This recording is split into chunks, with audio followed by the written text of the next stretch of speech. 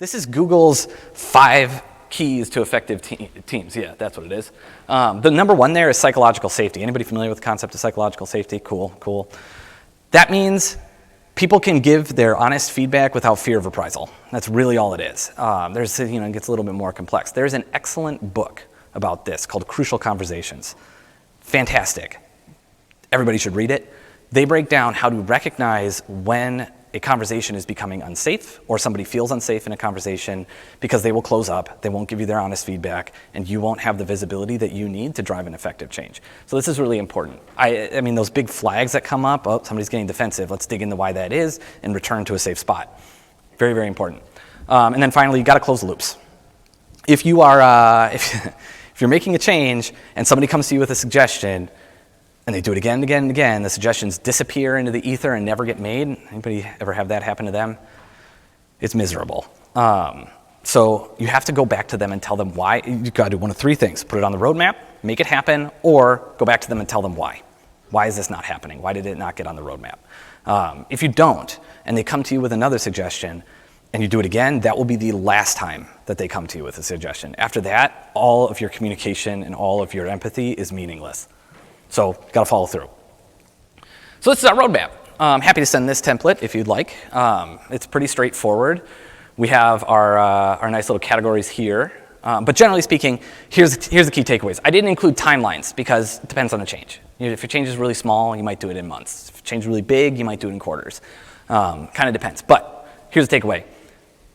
Ideally, 1 or 2 priority 1 issues. I have 3 here, and it bothers me. But I put it up here to demonstrate the point. I would love to have just 1.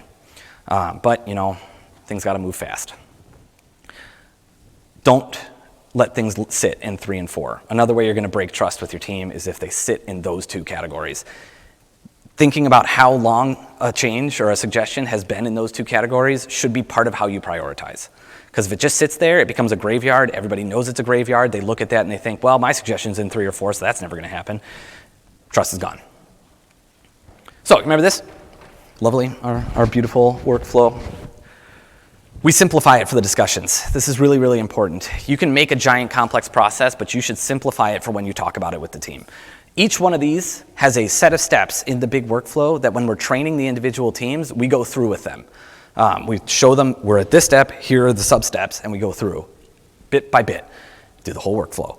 But when we're talking about it, we show this because this is less intimidating. It's easier to conceptualize the change when you see it this way than when you see it this way. So, big recommendation here, that. And then it got a nice little racy on the bottom, which I super love.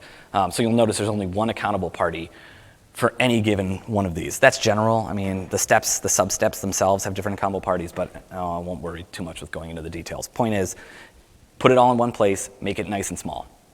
Test as early as possible. These are the sample variables that we typically look at while we're testing.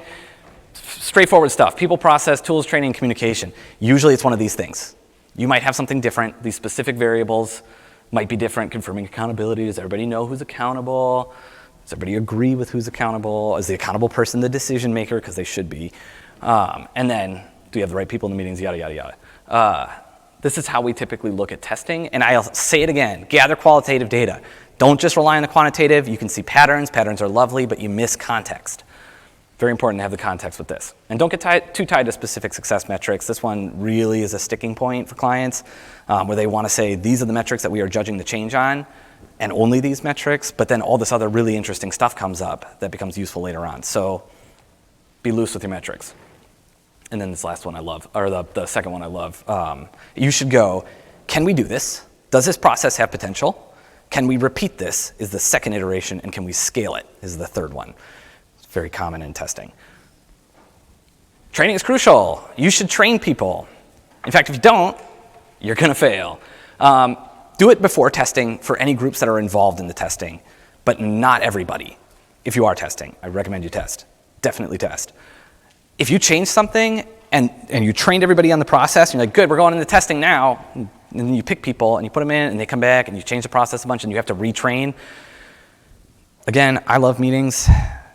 Training's a bit of a different story. They're long, take hours, and you have to do it for everybody, and in a big team, it's really hard. Here are a couple of tips for it. You can do it by functional lines. That's what I tend to like to do, planning teams and production teams. You could do it by RACI allocation, so all the accountable people who are decision makers get trained differently than the people who are responsible, and you could basically put the consultant and informed together. Or you could do, well, there's a million ways to do it. So to share the testing insights with the whole team, this is something that a lot of people miss. They take the testing insights, they make the changes, they come back and they say, here's what we're doing now. But folks need to see the pathway to get there, so make sure you do that. I like to do a pre-read video where I actually walk through the workflow and send it out a week in advance. Everybody can come with questions. I don't have to do it while training. If I could have, I would have sent you all this whole presentation, and then we could just talk about change as opposed to having to listen to me talk for 45 minutes. But hey, here we are. So finally, I like 20 as a number. You could go higher. Bigger teams, you're going to need to go higher, so you're not having like a million different trainings, but if you can keep it to 20, that's great.